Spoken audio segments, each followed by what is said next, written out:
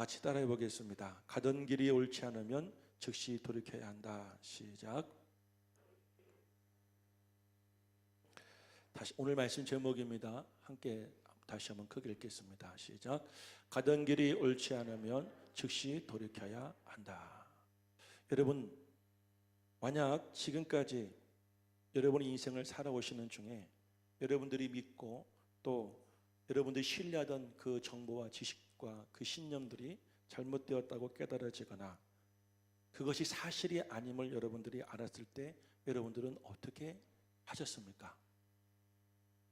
여러분의 인생관과 가정관, 자녀관, 그리고 신앙관 등 평생을 살아오면서 각각의 분야에 대한 여러분 자신의 주관이나 신념이 어느 날 잘못되었구나, 옳지 않구나 라는 것을 깨닫게 되었을 때 우리는 적지 않은 그런 충격을 받게 됩니다.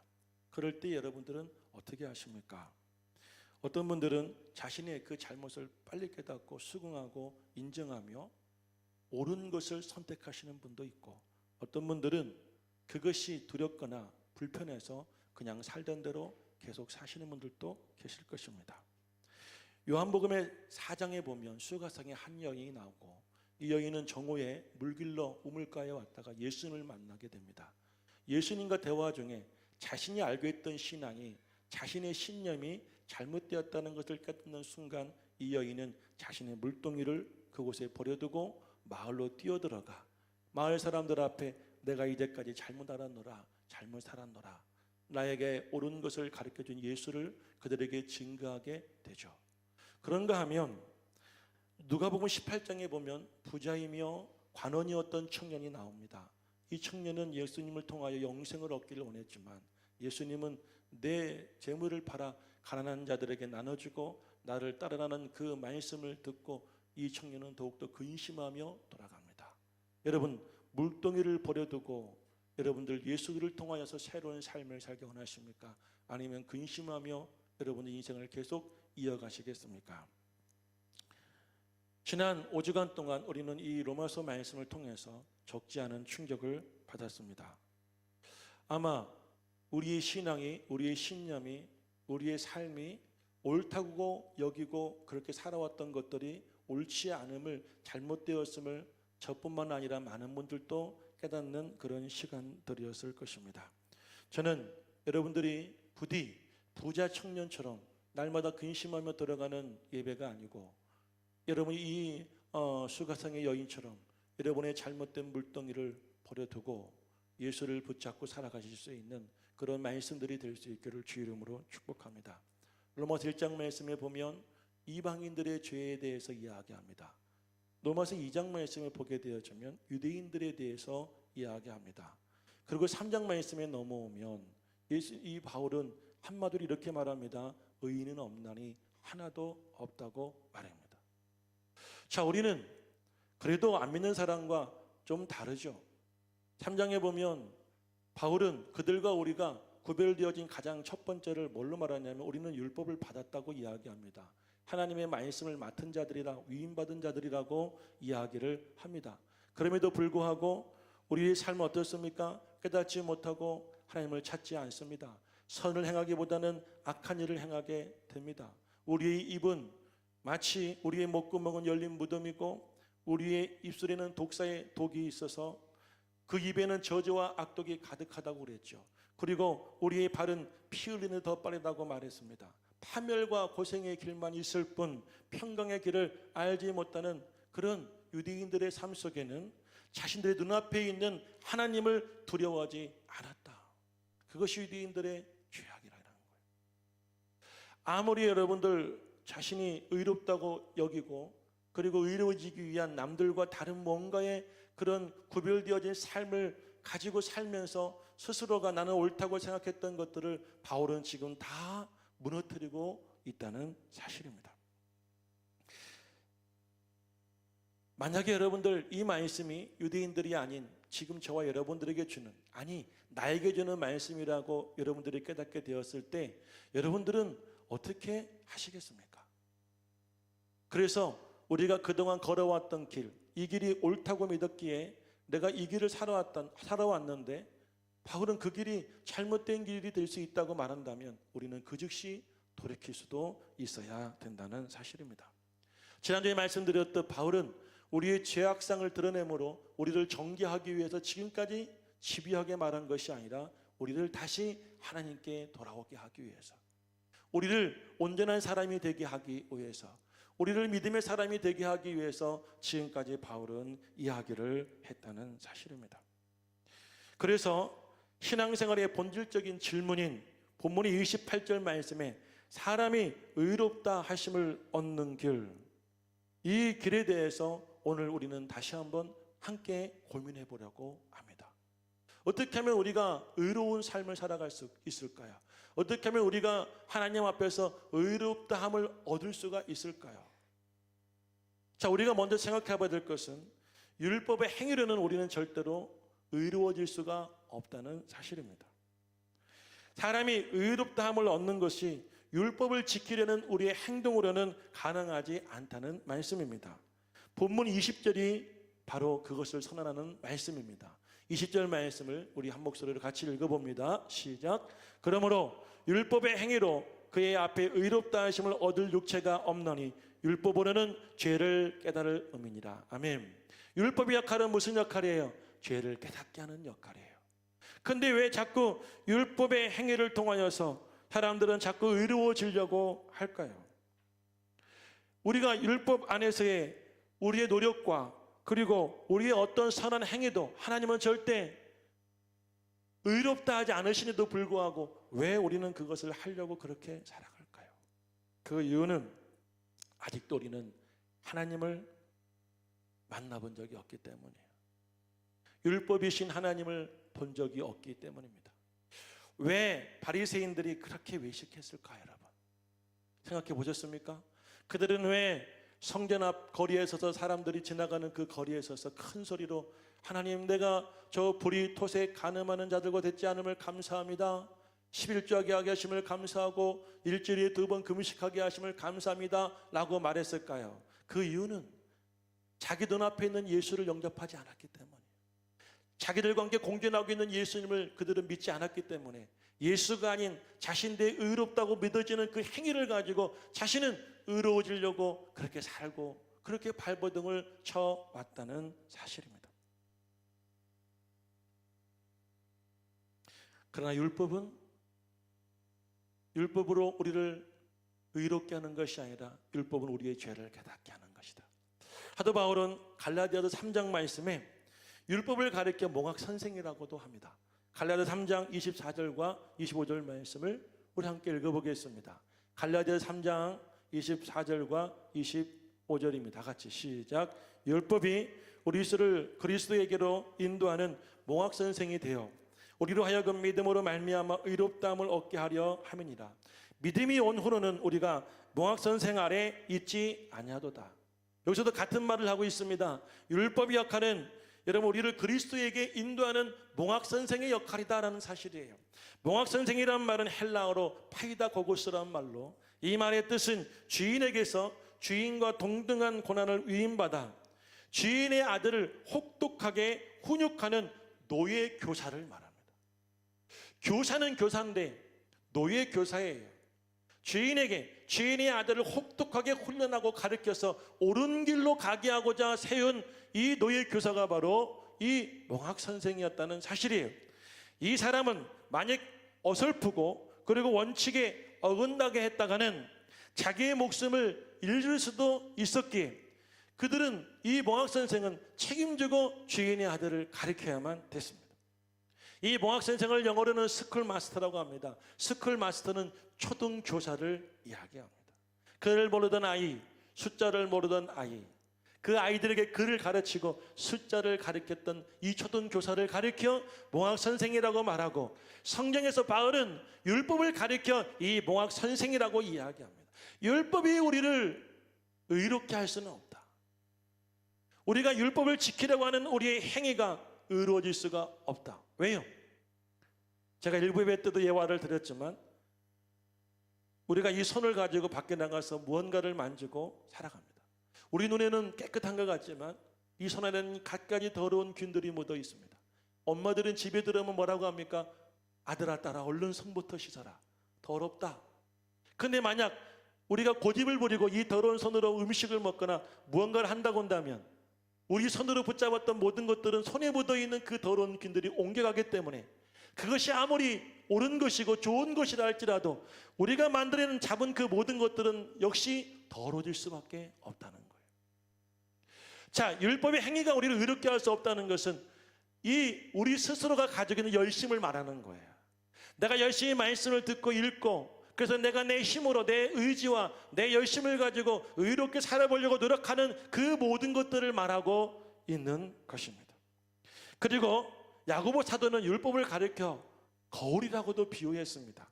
야고보서 1장 21절 22절에서 25절 말씀에 야고보는 율법을 거울이라고 표현을 했습니다. 오늘 아침에 일어나 예배를 드리기 위해서 오시기 위해서 여러분들은 모두가 다 거울 앞에 서 보셨을 거예요. 거울을 보시고 참 예쁘구나, 참 멋지구나라고 하는 분이 없을 겁니다.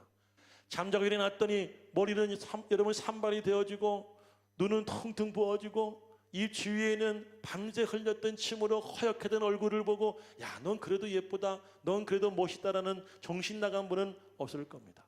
거울을 보는 순간 어떤 마음이 느껴집니까? 현실을 자각하게 되어지는, 나의 더러움을, 나의 추함을 거울을 통해서 보는 것입니다.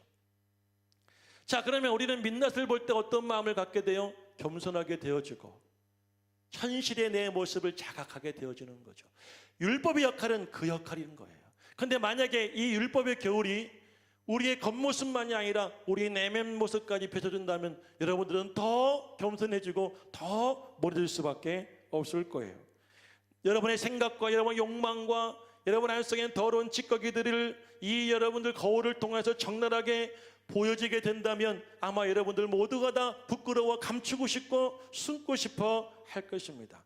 그러므로 우리가 우리의 노력을 통한 율법의 행위는 결코 우리를 의롭게 할 수가 없을 뿐만 아니라 결국 그 율법은 우리를 어디로 이끄냐면 나는 죄인입니다. 나는 아무것도 할 수 없습니다. 내가 하는 모든 것들은 다 죄를 만들어낼 뿐입니다라는 그런 고백 앞에 서게 한다는 사실입니다. 오늘 19절 말씀을 다 같이 한번 다시 읽어보겠습니다. 19절 말씀을 한 목소리로 읽습니다. 시작.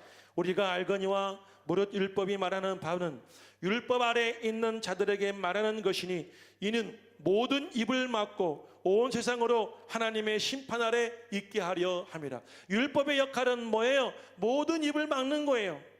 내가 옳다, 네가 틀리다, 내가 맞다, 틀리다, 그 모든 우리의 입을 막게 하는 것이 율법이라는 사실입니다. 그러므로 율법 아래 있는 사람들은 그 모든 잎이 닫혀지게 될 것이다 라는 말씀이죠. 그런데 누가 내 열심으로 의로워질 수 있다고 말할 수 있겠습니까? 그래서 율법이 아니라 하나님의 은혜로만 가능하다, 오늘 바울은 말하고 있는 것입니다. 우리 열심으로는, 율법의 열심으로는 의로워질 수 없지만 하나님의 은혜로 우리는 의로워질 수가 있습니다. 율법을 지키려는 사람의 어떤 노력도 불가능합니다. 이것을 23절 말씀에 이렇게 말씀하고 있습니다. 본문 23절 말씀을 읽습니다. 시작. 모든 사람이 죄를 범하였음에 하나님의 영광에 이르지 못하더니. 아멘. 아까 말씀드렸죠? 죄를 지은 손을 가지고 그것으로 무엇을 만들고 무엇을 잡든지 결국 그 죄는 그것에 전해지기 때문에 그것이 아무로 착하고 선하고 좋은 것이라 할지라도 결국 그것은 역시 더러울 수밖에 없는 거예요. 우리의 열심이, 우리의 여러분들 특심은 그것이 우리 자신의 열심이라고 한다면, 그것이 율법을 통한 열심이라고 한다면 사람이 볼 때는 특별나 보이고 대단해 보일지 모르지만 하나님은 결코 그런 우리의 행동을 의롭다 하지 않는다는 말씀이에요. 믿으시면 아멘 하시기를 바랍니다. 그럼 여러분들, 우리에게는 희망이 없는 걸까요? 신앙생활의 의미를 우리는 여러분들 어디서 찾아야 될까요? 그런데 여러분들, 바울은 거기서 이야기를 끝내지 않습니다. 그 이후에 하나님의 은혜로 가능하다고 우리에게 희망의 메시지를 전해주고 있습니다. 21절 말씀을 한번 읽어보겠습니다. 다 같이 21절입니다. 시작. 이제는 율법 외에 하나님의 한 의가 나타났으니 율법과 선지자들에게 증거를 받은 것이니라. 아멘. 뭐가 나타났습니까? 하나님의 한 의가 나타났다.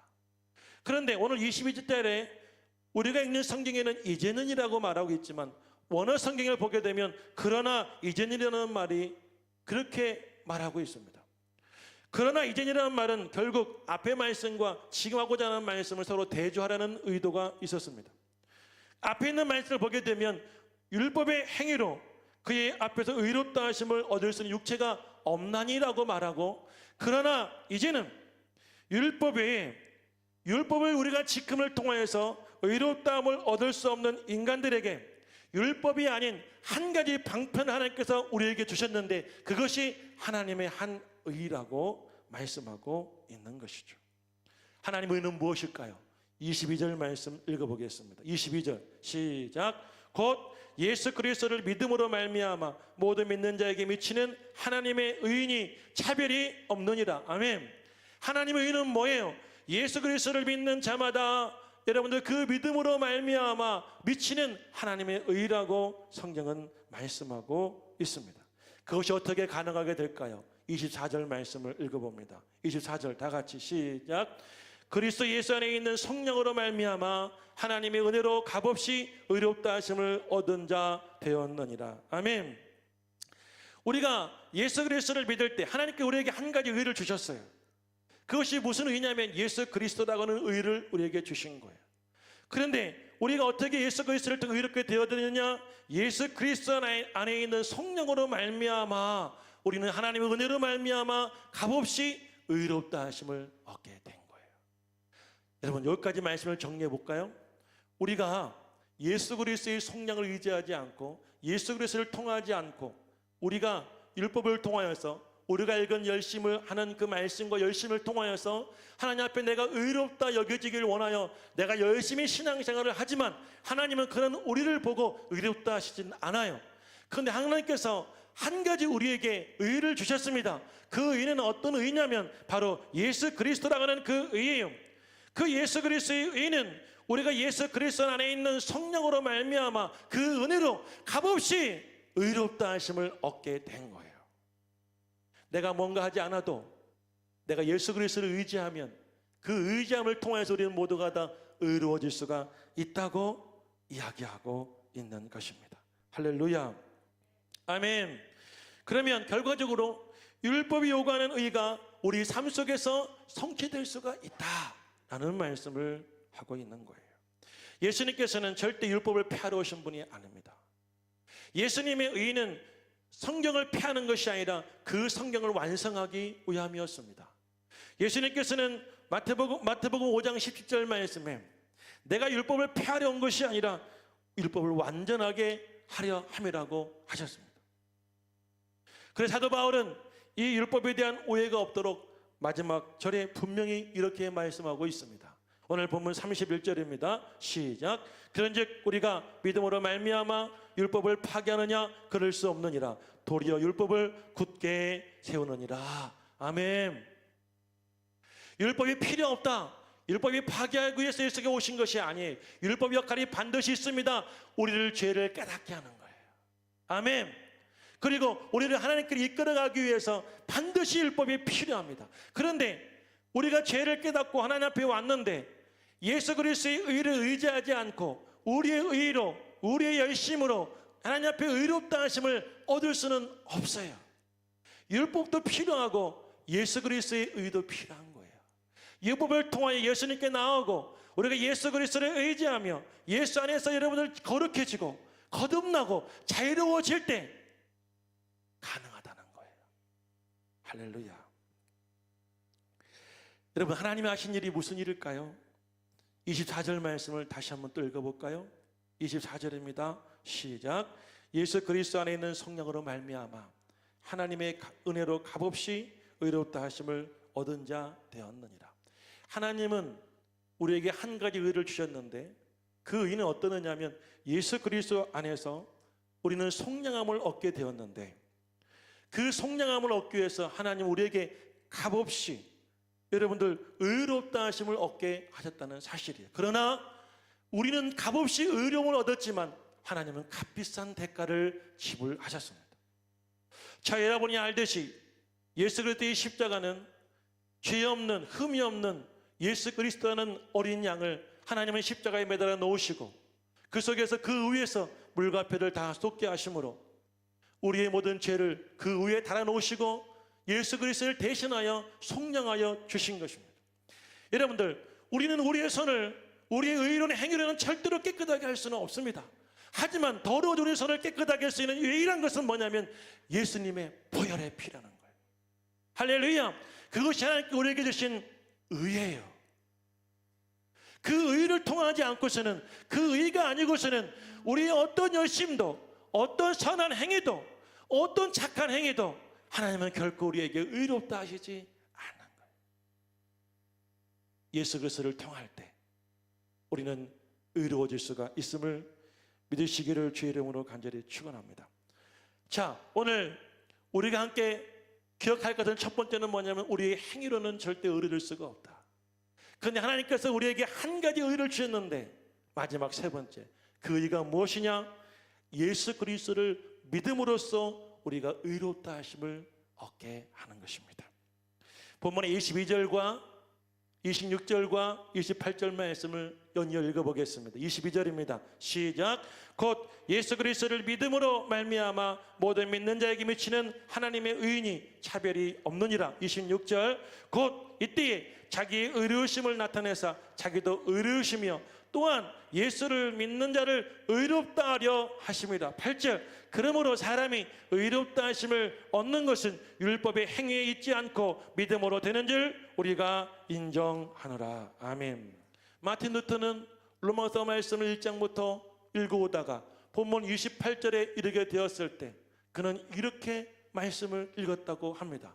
믿음으로 말미암아라는 말씀에 오직이라는 말씀을 더 넣었을 때 그 말씀이 확신 있게 우리에게 다가오게 되었다는 거예요. 다른 것이 없습니다. 오직 믿음으로. 다시 한번 읽어볼까요? 믿음 앞에 오직이라는 말씀을 넣고 한 번 더 28절 읽어봅니다. 시작. 그러므로 사람이 의롭다 하심을 얻는 것은 율법의 행위에 있지 않고 오직 믿음으로 되는 줄 우리가 인정하느니라. 아멘. 우리가 인정해야 합니다.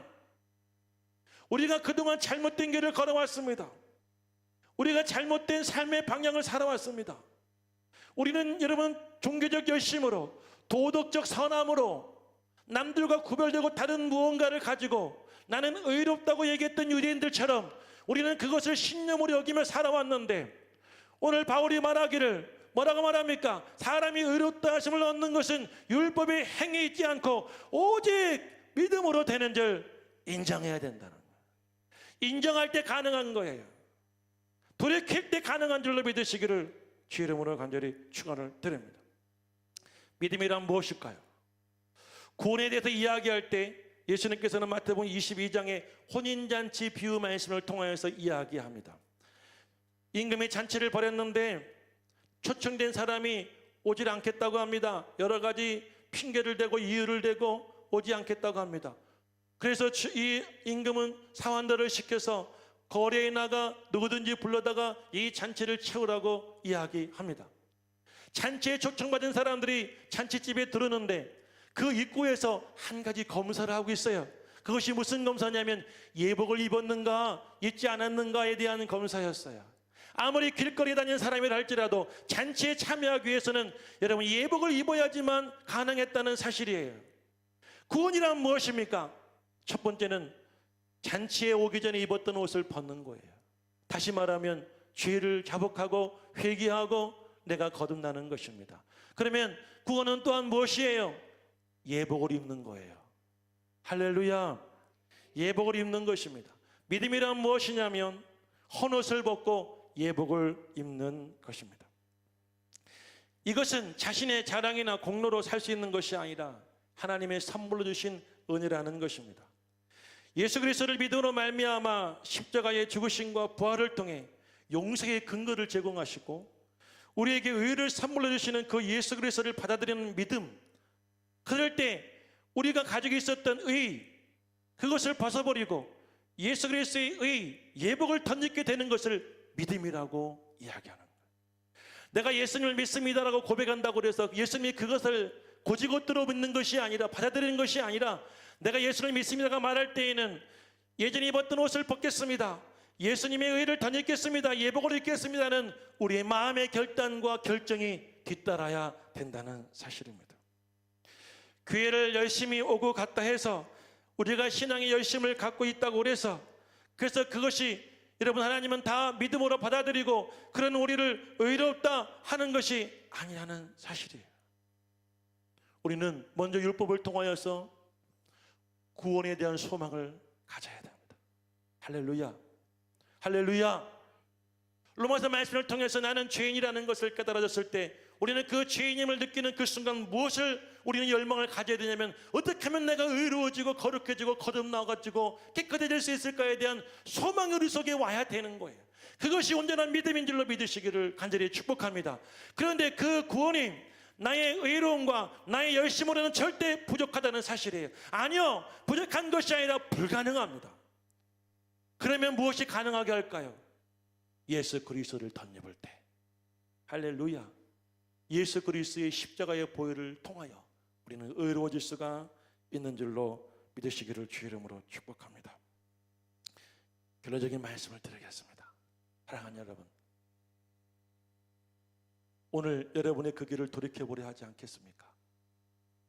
혹시라도 여러분 가운데 말씀을 듣는 여러분들 중에 종교적인 열심, 도덕적 선행, 신앙의 그 열심을 가지고 내가 의롭다 하심을 받겠지라는 그런 막연한 소망을 가지고 신앙생활을 해보지 않으셨습니까?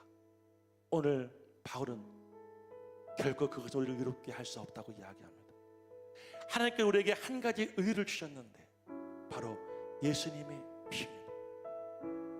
예수님의 피가 더러워진 우리의 손과 우리의 삶을, 우리의 마음을, 우리의 영을 깨끗하게 회복시켜 줄 것이고, 예수 그리스도를 의지하며 살아갈 때 예수님이 우리에게 주시는 은혜와 또 감동과 또 그 말씀과 그 역사함을 우리가 따라 살아갈 때 그 삶이 우리를 거룩하게 하고 우리를 의롭게 하고 우리가 참된 그리스도인이 되게 하는 줄로 믿으시기를 원하신다고 한다면 오늘 여러분들의 가던 길을 멈추시고 돌이켜서 이 말씀대로 살아갈 수 있기를 주 이름으로 축복합니다. 아울러 이제 여러분들 내일부터 사순절 기간 동안에 우리는 매일 새벽마다 특별 새벽 예배를 드리겠습니다. 아침 5시 반에 교회에 모여서 말씀을 묵상하고 그 말씀을 붙잡고 기도하며 40일을 살아가 보겠습니다. 이 40일 기간 동안에 우리는 3가지 한번 지켜봤으면 좋겠어요. 한 가지는 하루에 한 끼 금식하는 것입니다. 아마 사순절 때 많이 해보셨을 거예요. 그런데 이번에는 금식하실 때 여러분들이 그 한 끼의 금식의 식사의 값을 한번 매겨보시길 바래요. 오늘 집에 돌아가실 때 문방구에 들려가지고 조그마한 돼지 저금통 한번 사보시길 바래요. 그것을 집에다가 그냥 보이는 곳에 두면 어느 날 유혹이 올 겁니다. 액수가 많아질 테니까. 그러면 그것을 1,000원짜리를 가지고 한번 넣어보시고 부활절날 그것을 배를 열어서 하나님께 감사의물을 드려보시기를 바랍니다. 또 한 가지, 하루 한 번의 절제, 한 가지 절제를 해보시길 바라요.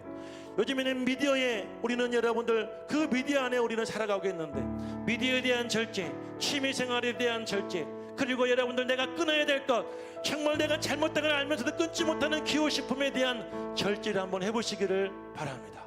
그리고 그 금단 현상이 올 때 주님의 십자가를 묵상해보고 주님의 보혈을 의지하고 주님의 의를 의지하여 여러분들 거듭날 수 있는 그런 기회로 삼아보시기를 바라요.